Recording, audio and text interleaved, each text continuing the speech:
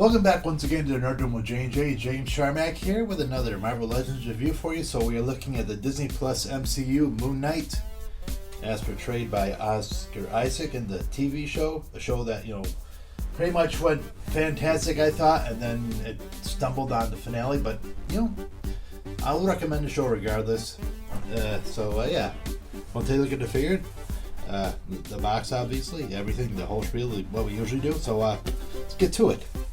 Oh yeah, so you look at the box. So the box is still the old, what we're calling the old Marvel Legends design with a plastic window display. Obviously, they've transferred to all cardboard. So anyways, you can see a figure, all accessories, whatever. If it came with the Build-A-Figure part, you'd have it. Going to the side, you have a picture of the artwork on there, or concept art of the character. On the back, obviously more art there, and the Build-A-Figure collection going on. Little text right there shows you if you want to take a pause, you can read about the character. Going around, more that same picture on the other side. Back to the front, Moon Knight label up there. Moon Knight logo on the bottom, and Moon Knight character. There you go. So let's look at the character a little bit more and talk about it. Alright, so take a look at the figure itself. It's got a lot of detail to it. Obviously, the character has a look where he's more looking like he's made out of, or the costume itself looks like it's made out of bandages like a mummy, so there's a lot of detail under it. That's, evident in the figure. It's pretty cool. Nice detail on the hood. You got that little moon insignia right there. The chest, pretty cool looking. I didn't realize that this little thing was supposed to be the moon itself, or a representative of the moon besides a crescent. But I learned that obviously through a YouTube video. Don't say a lot, because that's how I do. I don't know why. There's a nice feel to the cape. I would have liked to have had a little more detail to it, but it still feels. You can still feel some texture to it. Nice colors on it, gold, silver, and entwined all throughout, more or less. Looking like the bandages are holding the armor together. Nice inscriptions on the legs and whatnot. Mask is pretty cool. Nice little eyes. So it's pretty solid, pretty well, good looking figure. Nice boots going on there. So yeah, it's a pretty solid looking figure. Even though he's a little back heavy with the cape, of course, but they usually are. So let's talk articulation, shall we? So articulation wise, it looks kind of like every other, more or less, every figure you usually see. His head doesn't go back that far because of the hood and the cape, obviously, but it goes forward a little bit. Can spin all the way around. Somewhat of a tilt, not too much. The arm goes up pretty solid, pretty far, I guess, more or less. Go all the way around. Bicep rotation, double joint at the elbow. Wrist rotation back and forth. His diaphragm wobble and rotation. No rotation at the hip. Legs go apart that far. Can go forward and back that far just because the costume on the back is kind of restraining. Thigh rotation, double joint at the knee. No shin rotation, but ankle back and forth and pivoting. So you can get some, solid posing like that. So that's pretty cool. Let's talk about his accessories. So he doesn't come with too many accessories. Obviously, he's more of a ground fighter than anything. But anyways, he comes with 2 pairs of hands. He comes with a pair of fists, which have that bandage to it, as well as a couple of trigger hands, as well as these 2 crescent-shaped knife-like weapons that he uses. Nice detail on it, gold color, has inscriptions on it. On the back looks like that.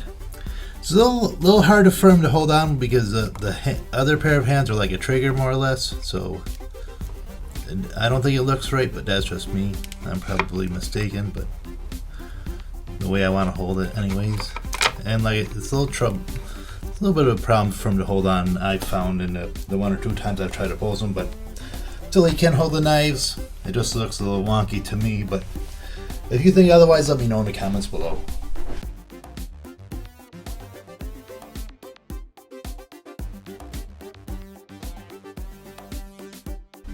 So for posing, he's a little bit limited, obviously, because of the figure design and the materials they use. PVC isn't exactly conducive to, bending around it. So, obviously it presents barriers and whatnot, as you can tell with like the jumping and the flight stand. But, what can you do, right? And here he is next to the other Moon Knight figure we've already reviewed way back a couple years ago. Obviously, his costume was not as complex as the TV shows, because TV shows or movies have to go to the next level. But I like this. I still like this design. Nice and simplistic. Obviously, the black and white contrast, but I still like the MCU just a little bit better, just because of the more detail and whatnot. Which one do you guys like? Let me know in the comments below. So I think it's a very solid looking figure. I like the design. I like the detail. It's supposing that I kind of have a little bit of a problem with. Obviously, the costume is what it is. I'm not saying the costume is bad.